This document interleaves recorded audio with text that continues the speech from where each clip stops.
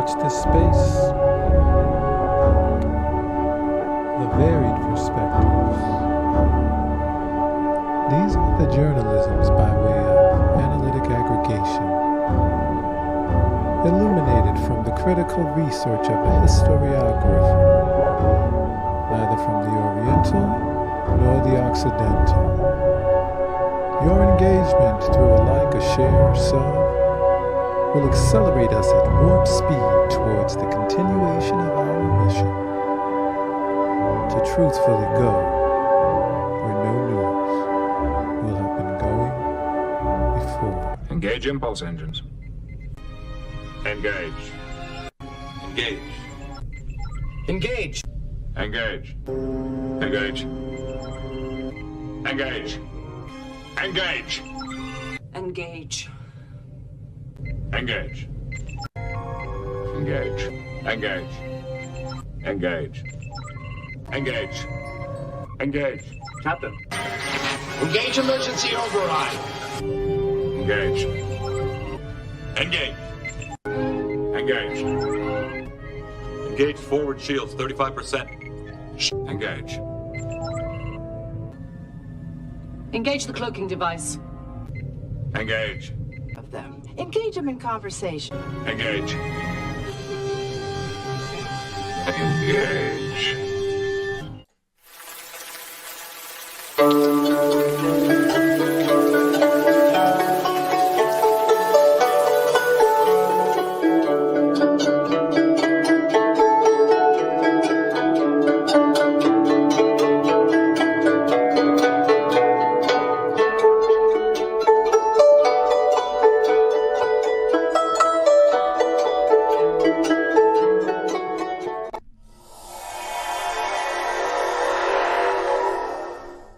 UAE-Banking Rapid Support Forces attempt Sudan Coup.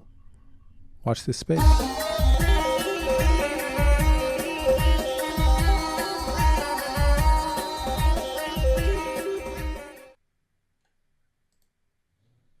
Al Arabiya News reports that Sudan's army warns of RSF mobilization and redeployment in Khartoum and other cities. The Sudanese army said on Thursday that a paramilitary force headed by General Mohammed Hamdan Dagalo had mobilized troops in the capital Khartoum and other cities, a move that raises the prospect of confrontation with the armed forces. The army said in a statement that the Rapid Support Forces movements represented a clear violation of law. The RSF is a powerful former militia that's been accused of widespread human rights abuses, especially during the conflict in Sudan's Darfur region. Dagalo, also known as Hemeti, climbed Sudan's political ladder by serving under former leader Omar Hassan al-Bashir, who was ousted in a coup in 2019. He is now deputy leader of Sudan's ruling council, which took power in another coup in late 2021. However, he has recently pulled away from military colleagues and found common ground with civilian political alliances. Relations between the military and the RSF have worsened, forcing a delay to the signing of international-backed agreements with the political parties for a 2-year civilian-led transition to elections.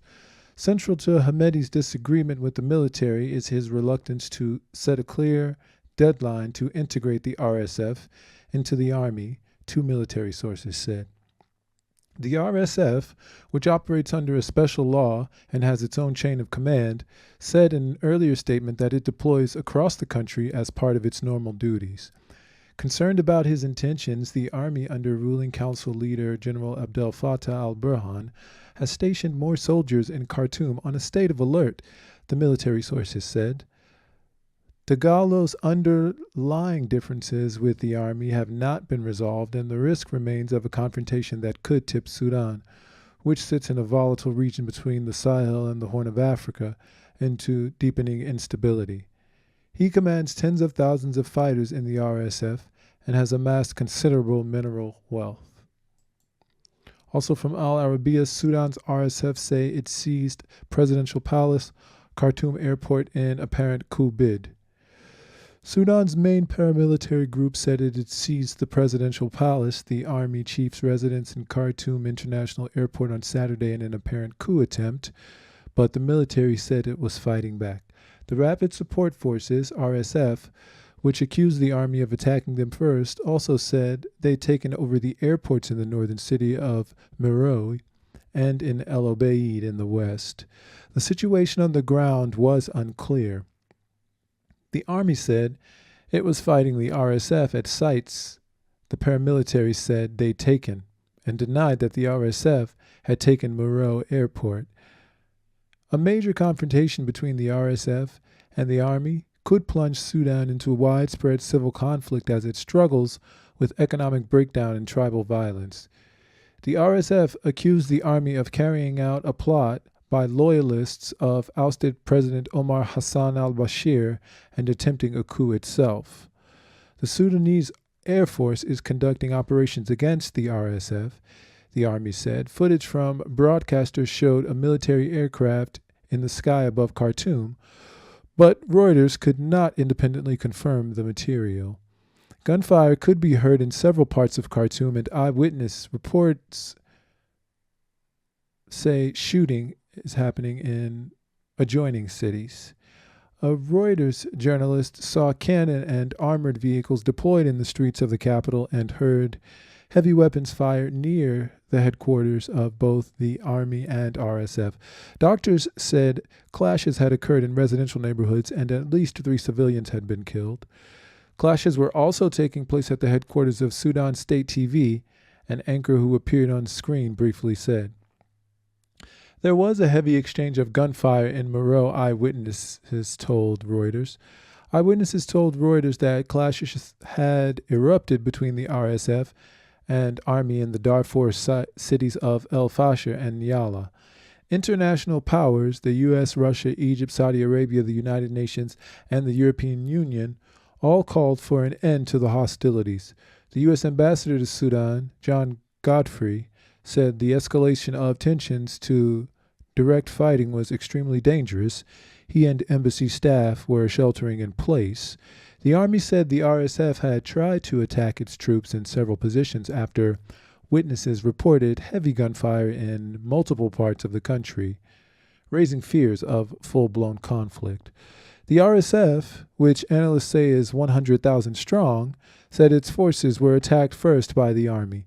Earlier, the RSF, headed by former militia leader General Mohammed Hamdan Dagalo, better known as Hamedi, said the army had surrounded one of its bases and opened fire with heavy weapons. Hamedi's RSF was formed from militias accused of war crimes in the Darfur conflict in June 2019.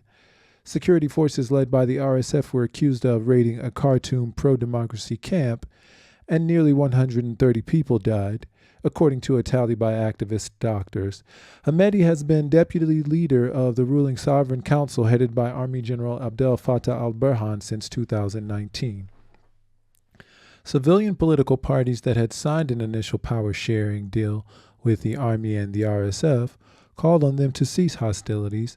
The Russian embassy also called for an end to the violence. The hostilities followed days of tension between the army and the RSF, which could undermine long-running efforts to return Sudan to civilian rule after power struggles and military coups.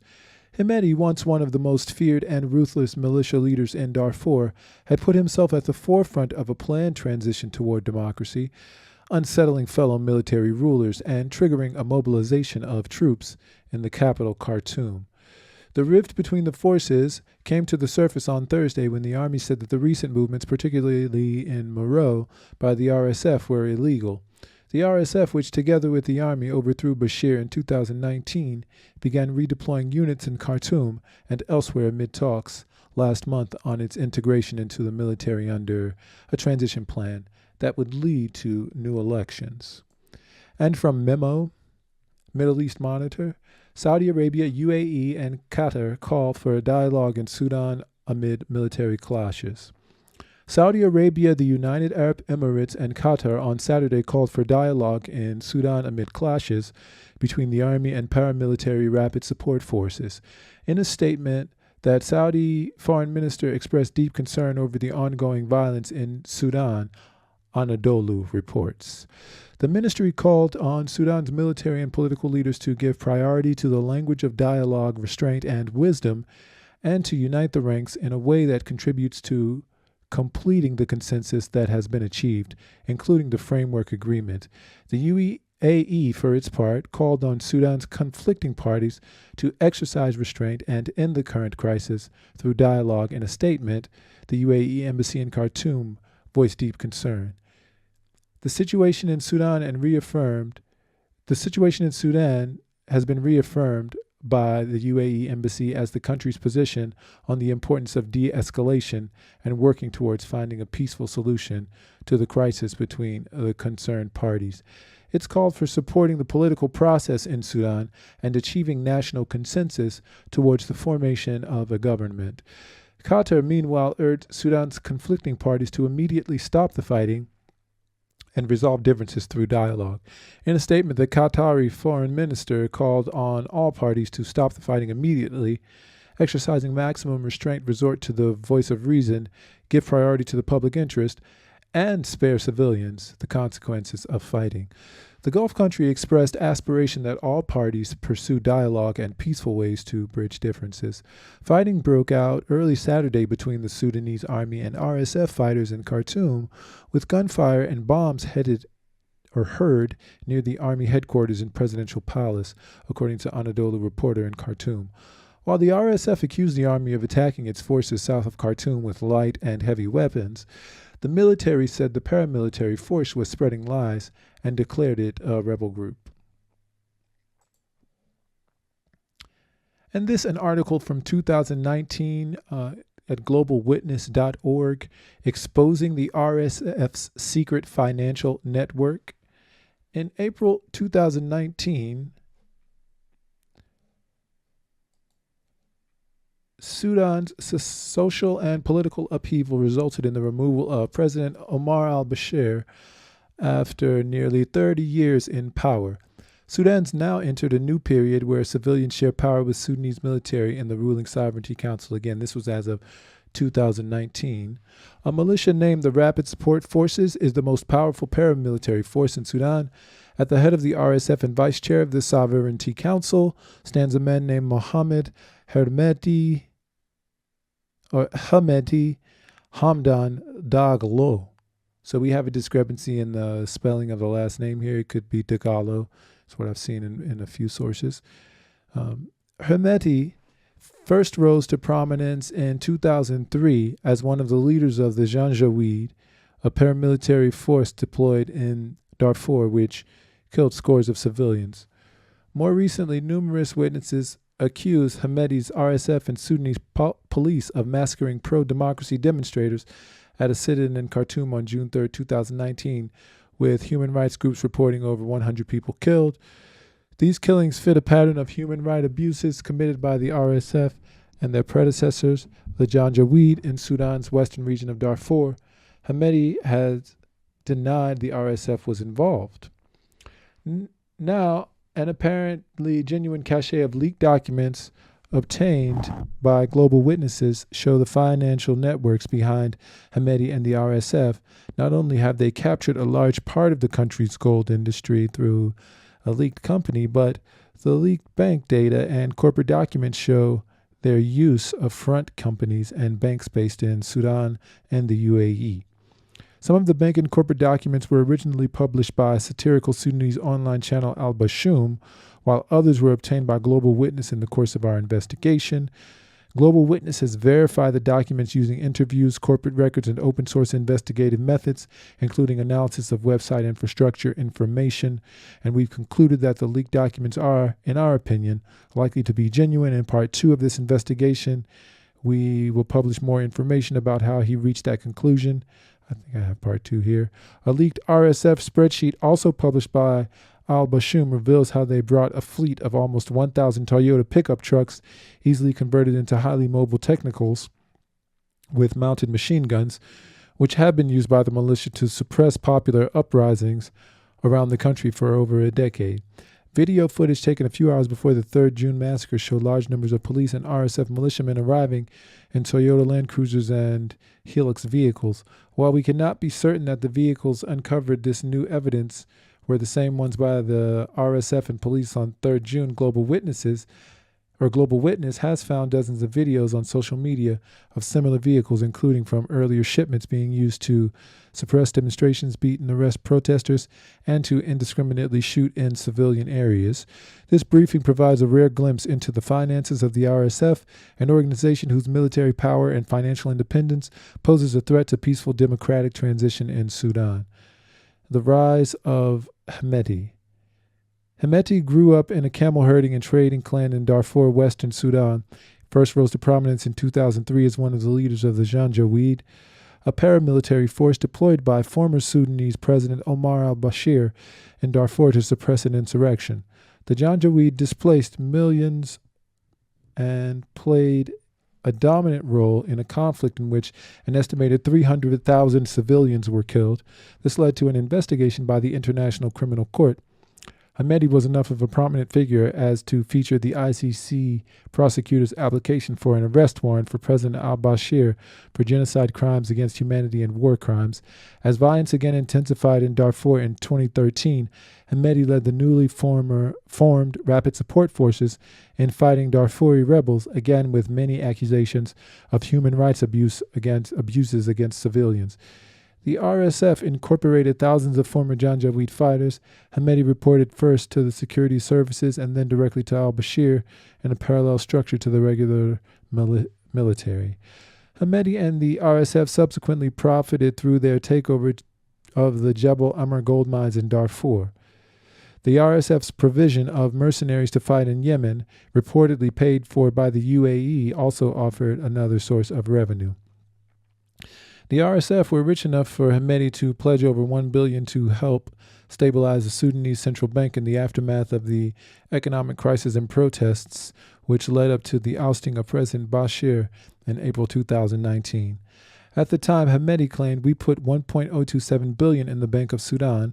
The funds are there, available now," and that the RSF supported the state at the beginning of the crisis by buying the essential resources, petrol, wheat, and medication.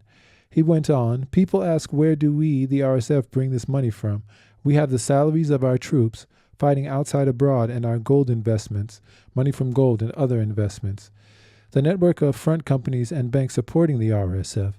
Our investigation reveals for the first time the mechanisms enabling the funding of the RSF and details the powerful grip Hemeti and his immediate family have over the finances of the militia. The section focuses on the income of the RSF, while the next section focuses on the expenditure alongside payment for the provision of mercenaries to Yemen. A key element of the RSF's income comes from their apparent association with major gold trading company Al-Gunadi. Together, they appear to have effectively captured a large part of the gold market in Sudan. The militia also uses front companies and maintains bank accounts in the UAE and Sudan to receive funds. Al-Bashoum, a Sudanese satirical and anti-corruption Facebook page, has published what purport to be bank transaction records describing them as leaked from support companies of the RSF. The leaked documents, together with official corporate records and archived versions of company websites, appear to show that the two RSF front companies, GSK, a small technology and security company based in Sudan, and Trade of General Trading LLC based in the UAE, are both controlled by one of Hemeti's younger brothers, and GSK is in no way related or connected to GlaxoSmithKline, the multinational pharmaceutical company. Trade seems to have funneled money into the RSF, while individuals associated with GSK are involved in the RSF's procurement process. The RSF also appears to have close financial ties with Al-Gunaid, a large gold trading and construction group based in Sudan, owned by another of Hemeti's brothers, who's himself deputy head of the RSF. Below, we describe the RSF's financial network in more detail. RSF finance appears not to be under control of either the Sudanese military or the civilian elements of the country's government. The leaked bank documents appear to show that the Rapid Support Forces hold an account under their own name at the National Bank of Abu Dhabi, now part of First Abu Dhabi Bank. This provides evidence of the financial autonomy of the RSF. Despite an ambiguous law of 2016 placing the militia under the control of the president as supreme commander of the Sudanese armed forces, it suggests that the RSF might not be under the financial control of the military, nor the Sudanese government, let alone the civilian elements of the Power-Sharing Sovereignty Council. When contacted by Global Witness, a spokesperson for the Sudanese military denied that RSF had a separate budget from the Sudanese armed forces. First, Abu Dhabi Bank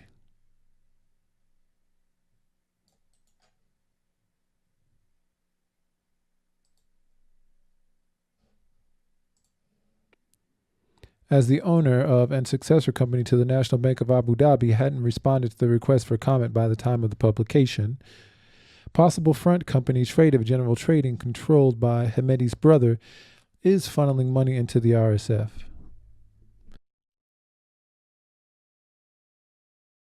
The bank documents appear to show money flowing back and forth between the RSF bank account and the account of a company called Tradive General Trading LLC. Credit notes for Tradive seem to show that it received almost 50 million dirhams, US 11 million, from the RSF in 4 installments in April and July 2019. An outward customer transfer report from July 2019 has the RSF bank account being paid 48 million dirhams by Tradive. Global Witness has seen information about the Dubai Department of Economic Development that confirms Hemedti's brother, Algoni Hamdan Dagalo, is a direct and an ultimate beneficial owner of Tradive.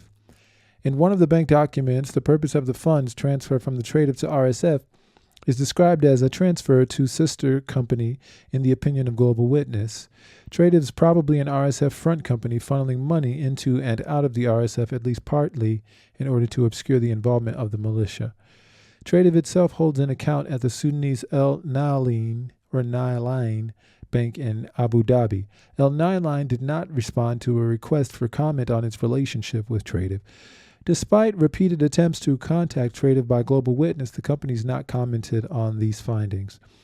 Hemedti and his family effectively captured part of the Sudanese gold market and are likely funding the RSF using these profits. Hemedti's rise to power is frequently explained partly by his control of the Jebel Amir gold mines in Darfur and gold trading company frequently referred to as Al Junaid. Letters from the organization indicate that the company group refers to itself as Al Junaid, the same pronunciation but different spelling. Oh, interesting. So it may be Junaid with a soft G. Global Witness has obtained a corporate document which, for the first time, provides the precise details of Hemedti's link to Al Junaid. The Al Junaid Gold Company is owned by 3 members of the Dagalo family, Hemedti's brother Abdul Rahim Hamdan Dagalo and Abdul Rahim's 2 young sons, while according to the document, Hemedti himself is the board of directors. When approached by Global Witness, a spokesperson for Al Junaid said that Hemedti had ended his formal role in the company in 2019 and that the corporate document had been updated. The spokesperson denied that Al Junaid provides any financial support to the RSF, but did confirm commercial ties between the company and the RSF. He claimed that certain money movements between Al Junaid would have related to commercial transactions.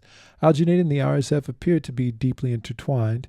Al Junaid's owner, Abdul Rahim Dagalo, is widely reported to be the deputy head of the RSF. A Sudanese Ministry of Minerals press release describes a ministerial visit to Jebel Amir by invitation of Lieutenant Brigadier Abdul Rahim Hamdan Dagalo in former President al-Bashir's corruption trial. Abdul Rahim Hamdan Dagalo was said by President Bashir's former office manager to have received 5 million euros from the former Sudanese dictator who handed over the funds in the presence of Hemedti. Abdul Rahim is also alleged to be partly responsible for the 3rd June massacre, the BBC reported. An interview with an anonymous RSF officer that an Abdul Rahim Dagalo gave the order to clear the Khartoum sit-in, although the BBC was unable to independently corroborate this claim. A leaked RSF spreadsheet shared with Global Witness by the Sudanese Al Bashoum Facebook page also suggests close links between Al Junaid and the RSF. The RSF seemingly recorded paying 687 or 686,000 dirham to wire an individual for payments to China with an reference to Al Junaid in the same spreadsheet line. Another line of the spreadsheet lists 50,000 dirhams payment apparently for the debts of Al Junaid. These payments suggest a financial link between the company and the paramilitary group. Evidence of the payments, and also interesting in the context of independent reports from Sudanese business people with knowledge of the situation, that the Al Junaid company was in debt in the months leading up to and following the ousting of Bashir, the same financial period covered by the spreadsheet. In response to a separate investigation by Reuters, the company's general manager denied any link to the RSF, reportedly saying, Al Junaid's as far as can be from the RSF. Al Junaid had expanded in recent years, perhaps in part due to its apparent relationship with RSF. The RSF famously took control of the large Jebel Emmer gold mining area in Darfur by force in November 2017. A map from the state-owned Sudanese mineral resources company shows that Al Junaid has the only large concession operational in Darfur in the vicinity of Jebel Emmer. The region has some of the largest mineral and gold reserves in the country, according to the Ministry of Minerals. Al Junaid now operates well beyond Darfur. In addition to Al Junaid's office in Khartoum, the SMRC mining registry lists the firm as active in South Kordofan, while interviews with traders indicate their presence in northern Sudanese gold markets of Abu Hamad and Al-Abadia. Recently, according to Sudanese media organization Radio Dabanga, protests by local people in the town of Tolodi, southern or South Kordofan, against the excessive use of mercury contamination around Al Junaid mine sites led to a heavy-handed response from the RSF, who arrived in Toyota Hilux and Land Cruiser vehicles, reportedly injuring civilian protesters in the ensuing clashes. Another word for clashes. Armed fights. In sum, the RSF and a connected company have captured a swath of the country's gold industry and are likely using it to fund their operations. RSF vehicles at risk of being used in human rights abuses were bought in Dubai. While the documents discussed above detail some of the sources of the RSF's economic power, another leaked document sheds light on their military power. This power partly derives from their use of highly mobile units of technicals, armed desert vehicles converted from civilian use by welding mounted machine guns onto the back of pickup trucks. The leaked RSF spreadsheet seemingly describes how the militia received 150 million dirham for technical support from an unknown source and used over 111 million dirham of that to purchase vehicles and communications equipment. The document suggests that the RSF brought over 1,000 vehicles during the first 6 months of 2019 from dealers in the UAE. The shipments included over 900 Toyota Hilux and Land Cruiser models, which the RSF frequently converts into technicals. 4x4 military vehicles mounted with machine guns. The spreadsheet helps build a picture of how the RSF have become Sudan's most powerful military force. There is no suggestion that Toyota were aware of the use to which these vehicles had been put at the time of their purchase. One payment made by the RSF is described in the spreadsheet as being made on behalf of GSK Advance, an information technology and security company run by Hamedi's younger brother, Al-Ghani Hamdan Dagalo. According to the spreadsheet, several payments were made by the RSF to or on behalf of Al-Ghani directly, or to a network of Al-Ghani's friends and acquaintances who are named in an archived copy of the GSK website as GSK staff members. Some of the line items specify that payments are made by these middlemen on behalf of the RSF rather than another entity as part of its procurement activities overseas. Despite repeated contacts, neither GSK nor Al-Ghani Hamdan Dagalo or the middleman named in the RSF spreadsheet have commented on allegations put to them by global witnesses. In total, the RSF seems to have paid over 9 million dirhams to companies overseas via a network of procurement agents in countries including the UAE, Rwanda, Malaysia, and China. Individuals within the network also made visit to Germany, Russia, and the Netherlands, countries to which the spreadsheet shows substantial transfers. And from Al Arabiya News, U.S. Secretary of State Blinken, actually before that,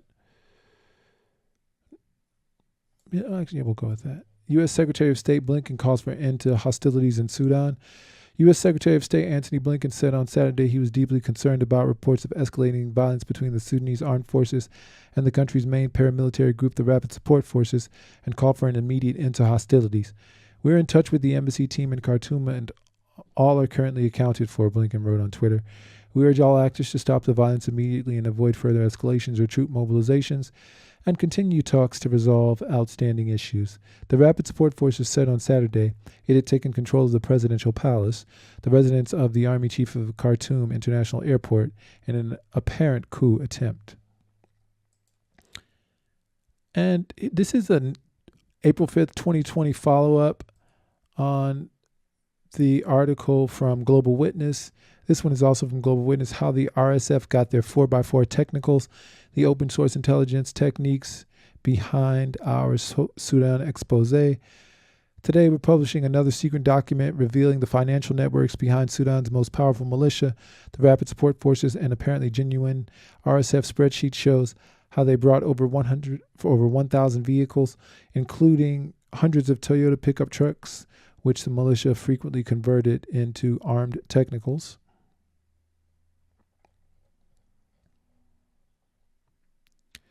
The RSF spreadsheet describes the purchase and importation of more than 1,000 vehicles during the first half of 2019.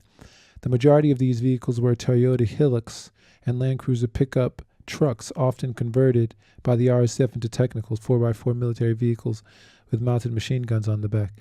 We reviewed over 100 RSF videos posted on the militia's official Facebook page and others posted by Sudanese citizens on social media. We were looking for any corroboration of the authenticity of the document through identifying particular models listed in the spreadsheet.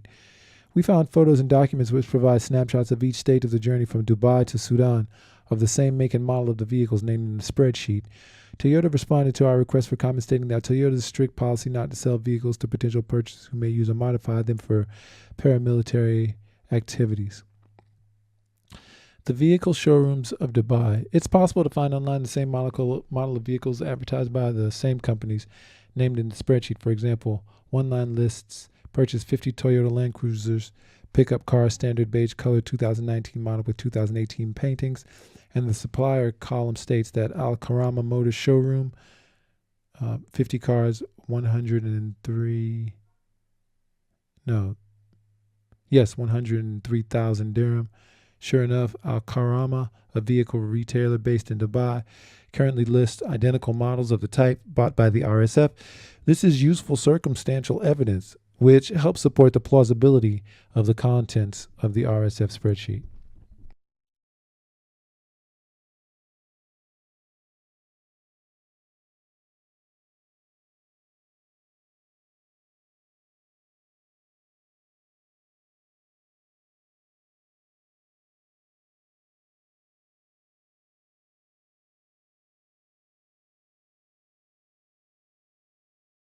Al Karama Motors denied knowing that it dealt with the RSF. There is no suggestion that Al Karama Motors has knowingly supplied vehicles to the RSF or are guilty of any wrongdoing.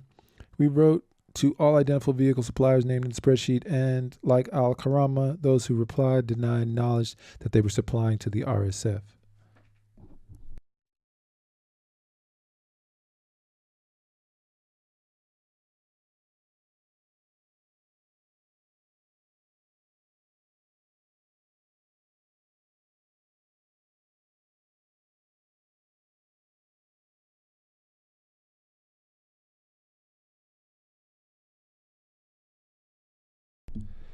Getting ready to transport the vehicles from Dubai. A video posted on 20 March 2019 on Sudanese social media shows dozens of beige Toyota Land Cruisers and Hilux pickup trucks, white with a distinctive red stripe painted on the side, parked up ready to be shipped to Sudan.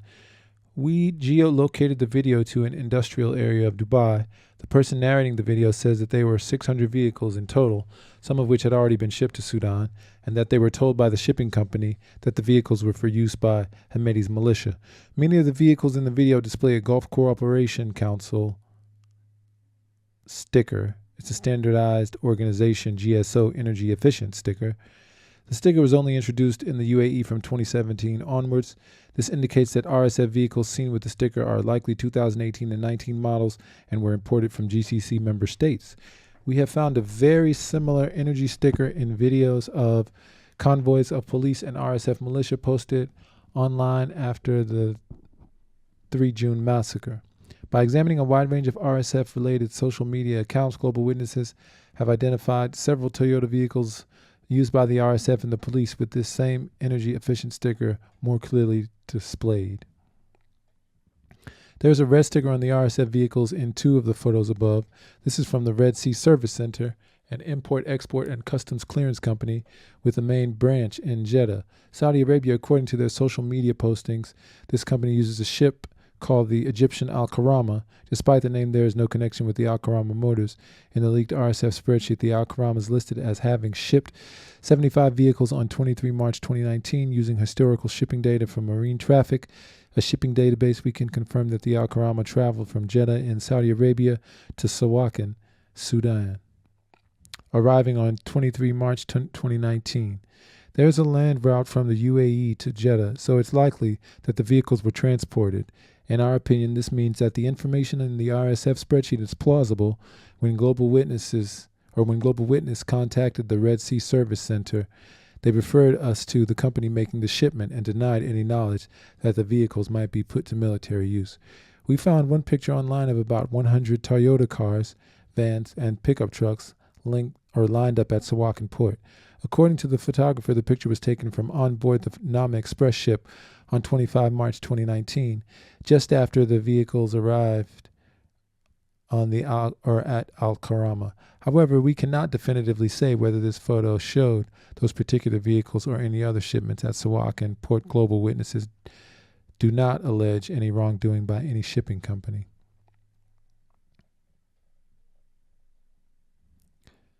To provide further reassurance that the shipping document itself is genuine, we uncovered another identically formatted manifest from a different online source, and this one lists the same vessel, the Medlink, traveling from Jeddah to Suez, 31 May 2019, and transport from Sawakin to Khartoum. There are photos from early 2019 circulating on Sudanese social media of vehicle transporter loaded with beige Toyota Land Cruiser pickup trucks.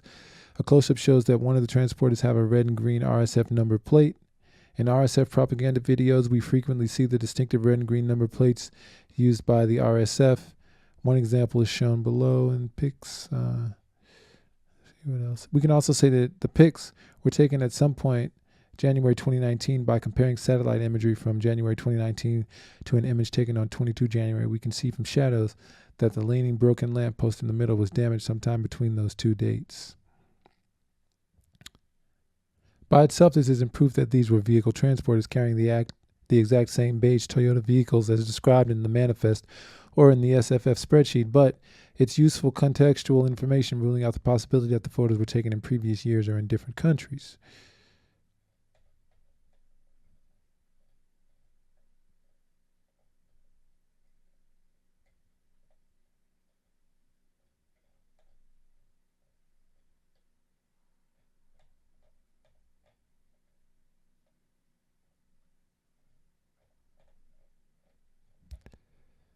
The companies connected to the RSF, GSK, Al Junaid, and Tradive. This spreadsheet also helps to shed light on 3 companies which are connected to the RSF. GSK investigating websites and IP addresses to uncover a link to the RSF. One of the transactions in the spreadsheet says that a special amount was delivered by Mohammed Hashim Koko Rwanda A to Algoni, $33,000, and says that the transaction was done for GSK advance.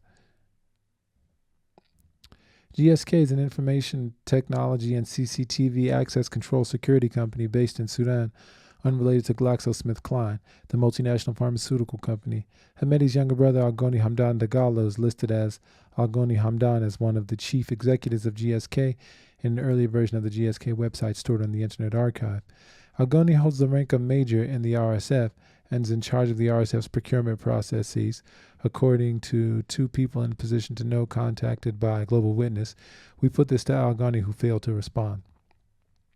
Using OSINT techniques, we found that GSK is connected to the RSF and 2 other companies named in the documents, Al Junaid and Tradive General. According to its own website, GSK has done work for the RSF and various Al Junaid companies, including designing websites for both GSK, also designed and registered the official RSF website. An earlier draft version of the RSF website was found in subdomain of the GSK site archived version here. GSK also registered the domain name tradive.com, almost certainly for Tradive General Trading. It's quite common for web design firms to register domain names on behalf of their clients, so it's theoretically possible that GSK is just a web design and hosting company providing a service to clients. Often when researching the servers of web hosting companies, and one finds over 1,000 websites on a shared server. However, analysis of publicly available internet infrastructure data reveals only one small number of website domain names registered using the gsk-sd.com email domain suffix, with most resolving to the same IP address, 190.2.149.40. The shared IP address indicates that there is a dedicated server for websites hosted by GSK, which only hosts about a dozen websites. This increases the possibility that RSF and GSK are more closely linked than GSK simply designating the malicious website. The combination of the financial transfer made by the RSF on behalf of GSK, the involvement of Hamedi's younger brother in GSK, and the shared internet infrastructure support our hypothesis that the organizations have a closer relationship than a typical client and IT provider.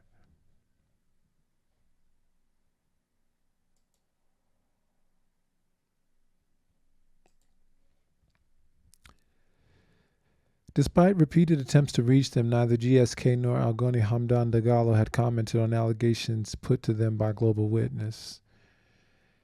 Tradive, using internet infrastructure links and corporate documents to discover a link to Hamedi. As you can see from the table above, there's a table here, the other domain name that we link to GSK through analysis of internet subdomains and IP addresses is tradive.com. Highly likely to be the domain name registered on behalf of Tradive General Trading LLC. The bank documents analyzed in our last publication appear to show many flowing back and forth between the RSF bank account and an account held at Nine Bank of a company called Tradive General Trading LLC. Credit notes for Tradive seem to show that it received almost 50 million dirhams from the RSF in 4 installments in April and July 2019. An outward customer transfer report from Al Nailan Bank July 2019 has the RSF bank account being paid 48 million dirhams by Tradive and describes the payment as transferred to sister company. Neither of the banks named in the documents responded to the requests for comment. Global Witness obtained corporate information on Tradive from the Dubai Department of Economic Development. This confirmed that Mr. Algoni Hamdan Dagalo Musa, Hamedi's younger brother and chief executive of GSK, is a director and ultimate beneficial owner. Technically, ownership of Tradive is split. Algoni, as a Sudanese national, owns 49%, while 51% is held by an Emirati national sponsor. The UAE government requires foreigners who set up limited liability companies to have a UAE national as a sponsor, owning 51% of the company, according to information provided to us by a corporate due diligence agency. The sponsor has no involvement in the running of the business. When we wrote to the suppliers listed in the leaked spreadsheet, one wrote back with copies of the checks used to purchase the vehicles. Payment came from Tradive General Trading LLC's bank account at Nine Bank, which also helps to corroborate the authenticity of the leaked credit notes and outward customer report discussed earlier. Tradive General Trading LLC is listed as an official partner of the Thuraya satellite phone company. There's no suggestion that Thuraya is aware of any link to the RSF, and has some employees listed on LinkedIn. This suggests that Tradive's not an empty shell company, but rather conducts real economic activity alongside having a close relationship with the RSF. Despite repeated attempts to contact Tradive, the firm didn't respond to our request for a comment. Al Junaid, official Sudanese corporate documents help prove the link to Hamedi and the RSF. Hamedi's rise to power is frequently explained partly by his control of the Jebel Amir gold mines in Darfur and a gold trading company often referred to as Al Junaid, and letters from the Al Junaid company published on the GSK website indicate that the company group refers to itself as, or in English, as Al Junaid.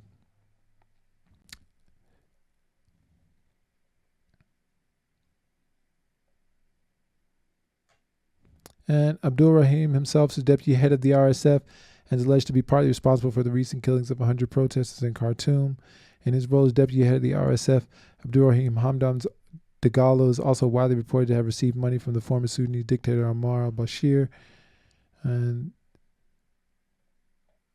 they were unable to contact RSF despite repeated attempts, and letters to Abdul Rahim Hamdan Dagalo delivered via Al Junaid have not been answered. So the RSF spreadsheet's mainly concerned with setting out how 148 million AED or US $40 million was spent. To us, it feels like a draft spreadsheet put together for internal use accounting for a particular tranche of funds received. The spreadsheet also lists cash inflow of 150 million AED or 41 million US dollars, or yes, 41 million US dollars, describing it as deposited from technical support. The incoming funds arrived in the first half of 2019, 3 dates as mentioned in April and May. And the linked bank documents showing financial transactions between Tradive and the RSF, analyzed by Global Witness, also showed payments during roughly the same period, albeit of different amounts. It's unclear whether the two sets of payments listed in the spreadsheet said separately in the bank documents are related. The people behind the RSF financial network. The RSF spreadsheet contains a number of names which can be identified as well as few which we've been unable to identify as of yet. An individual mentioned in the RSF spreadsheet is Mohammed Hassem Koko, pictured here with Algoni Hamdan Dagalo at Algoni's wedding. A Mohammed Hashim Hamad is also mentioned on an earlier version of the GSK website, alongside Algoni Hamdan Dagalo as joint CEO and founder of GSK Advance. For example, one line states petty cash from Mohammed Hashim Koko traveled to China for the purpose of RSF equivalent to $2,000. Another line mentions his purchase of 10 laptops for RSF members for a training course in Abu Dhabi by Koko. He's also listed as delivering $33,000 US dollars to Algoni with a reference in the spreadsheet to Rwanda and debt to A. Koko used the GSK logo as his profile picture on his Facebook page in December 2017, indicating an affiliation with the company. When we sent out requests for comment to the companies in the spreadsheet, one company replied to say that Mohammed Hashim was the individual who placed the order and that the payment was received from Tradive General Trading, the organization owned by Algoni Hamdan Dagalo. We believe that it's likely that Mohammed Hashim is Koko. Mohammed Hashim Koko did not reply to repeated attempts to contact him either directly or via GSK. The RSF also paid Kabab Mirani for a variety of tasks, including petty cash for trips to China and Germany, an attempt listed as transfer for the military card and purchasing plugs and power switches. Kabab Marghani failed to respond to a request for comment. Salah Hassan, a Sudanese man living in Dubai, is listed as numerous times in the RSF spreadsheet, making payments to others buying phones and in particular buying car parts and organizing shipping. On Google Maps, Salah can be found checking into companies named in the spreadsheet. Salah Hassan's failed to respond to a request for comment. Mohammed Abdullah Al-Jaq, another individual named in the spreadsheet in connection with the transfer to an entity in Russia, is Wed Al-Jaq. Wed in Sudanese accent means son of Al-Jaq. Global Witness believes this is a reference to Mohammed, nicknamed Modi, Abdullah Al-Jaq, whose Facebook page shows he worked for a GSK. An earlier version of the GSK website shows a Mohammed Al-Jaq in a list of staff. Mohammed Abdullah Al-Jaq failed to respond to a request for comment.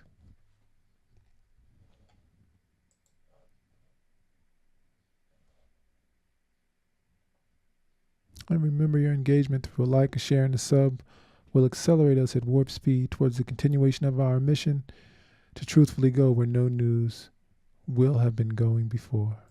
Beam me up, Mr. Spark. Beam me up. Lock on transporters. Beam us up. Beam us up. Quickly. Beam us up home. Beam us up. Prepare to beam us up, Mr. Scott. Beam us up, Mr. Scott. Prepare to beam us up. Scott, prepare to beam us up. Have Scotty beam us up. Beam us up. Beam us up. Scotty, beam us up fast. Stand by to beam us up. Scotty, beam me up. Beam me up. Beam us up now! Stand by to beam us up. No need to beam me up, sir. The situation is under control.